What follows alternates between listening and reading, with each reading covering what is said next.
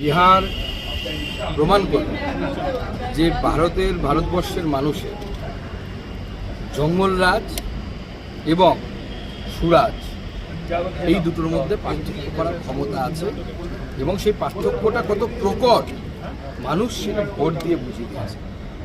বিহারের জঙ্গলরাজ খতম হয়েছে, এবার বাংলায় জঙ্গলরাজ খতম করার বাকি। বাংলার জঙ্গলরাজকে মিশন বাংলার মধ্য দিয়ে বিজেপি এই জঙ্গলরাজকে শেষ করে।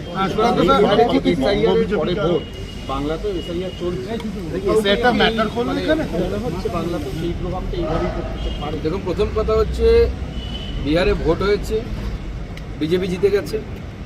প্রথম আপনাদের যে প্রশ্নটা করা উচিত ছিল আমার যেটা মনে হয়, এবং এই প্রশ্নটা তৃণমূলের নেতাদেরকেও আপনাদের গিয়ে করা উচিত যে আচ্ছা বিহারে বিজেপি জিতলে একটা পার্টি অফিস ভাঙা হলো না কেন? জেডিইউ কোনো মেয়ের শ্লীলতা কেন, হানি কেন হলো না? আচ্ছা কোনো বিজেপি জিতেছে ওখানে, স্বাভাবিকভাবে জেডিইউ কোনো কর্মীর পা ভেঙে কেন দেওয়া হলো না? আরজেডির কোনো কর্মীর কেন পা ভেঙে দেওয়া হলো না? বা যে কোনো বিরোধী জনসুরাজ পার্টির দেওয়া হলো না? বাংলার পাশের রাজ্য বিহার, যে বিহারকে এক সময় সত্যি আমরা বাঙালিরা অনেক সময় বিহারের কথা শুনে তুচ্ছ তাচ্ছিল্য করতাম, সেই বিহার আজকে দেখাচ্ছে যে গণতন্ত্র কেমন হওয়া উচিত।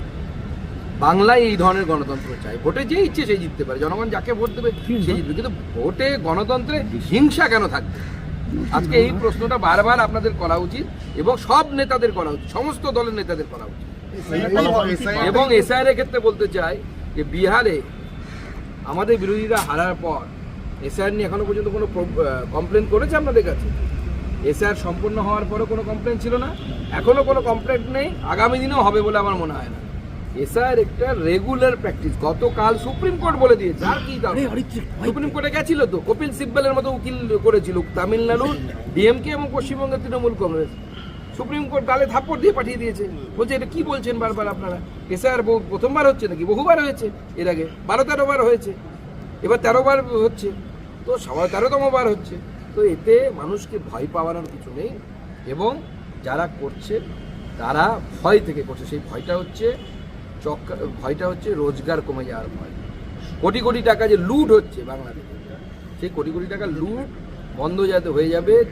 এই এক একজন নেতার তো সম্পত্তির বহর দেখতেই পাচ্ছে।